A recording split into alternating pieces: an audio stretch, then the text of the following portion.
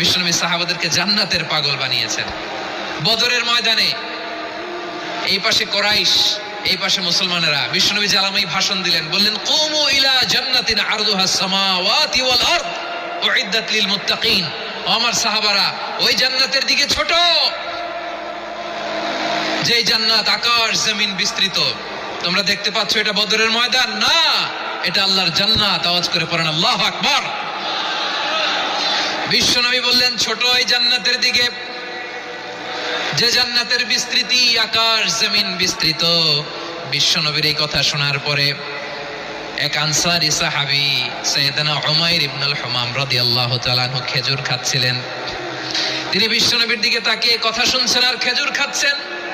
যখন বিশ্বনবী বললেন জান্নাতের দিকে ছোট, যে জান্নাত আকাশ জমিন বিস্তৃত, বিশ্বনবীর কথা শোনা মাত্র সাইয়েদনা উমাইর ইবনুল হুমাম বললেন